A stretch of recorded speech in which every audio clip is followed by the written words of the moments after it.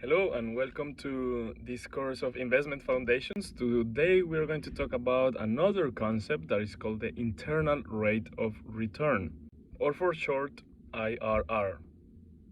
So last time we talked about the concept of net present value, which is bringing all the cash flows to the present in order to sum them up and to see if our project is profitable or not.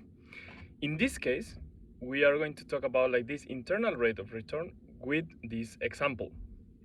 Suppose that we are considering investing in a project that requires an initial investment of 10,000 euros and will generate cash inflows of 3,000 euros for the next 5 years. So as we have seen here, a really good practice is to first write down or to draw all our cash flows in order to understand exactly what's happening in this timeline. So let's write it here. So we will have an initial outflow, like our initial investment of this 10,000 euros. I'm gonna write 10k just for the 1,000, and then for the next 5 years we will have 3,000 euros. So let me erase this part here so we can just have the cash flows already from this example. Now here we are going to, as before, bring all our cash flows to the present value. So you already know how to do that, but let's recap. For our first cash flow is already there, so in time equals 0, we're going to have like this 10,000, and then let's jump to the cash flow at time 1, the first years.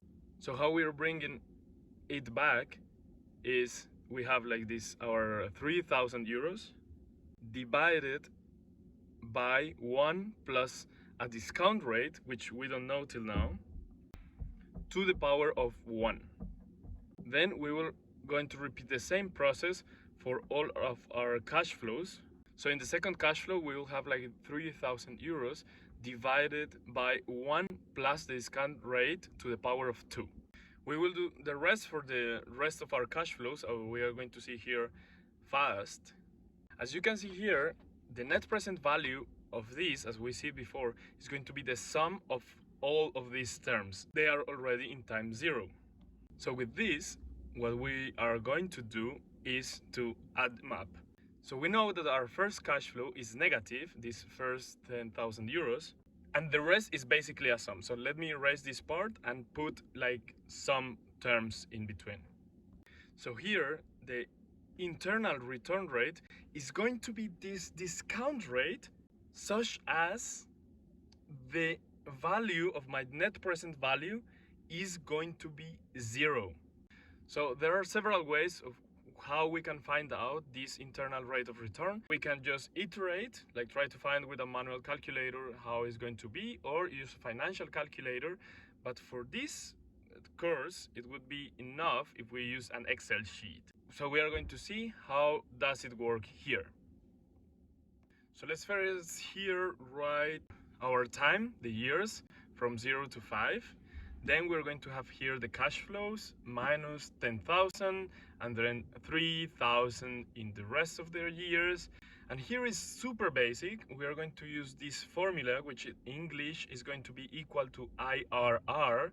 In German, don't get confused. I have a different notation here, but in general, we are going to put all of our cash flows here in this formula. So we will get an internal rate of return of approximately 15.24%.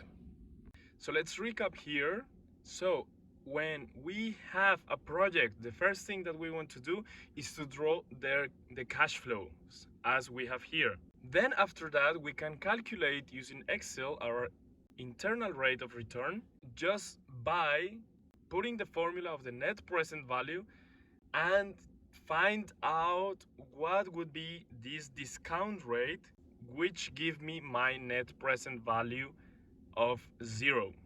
So that's all for today. This is a powerful measurement that we can use. It has their limitations because we can just use it when we have like the same initial investment and the same periodicity, the same periods of time if we want to compare projects. but it's one of the basics rules that you need to master if you want to know about investments. So I hope you like it and see you in the next one.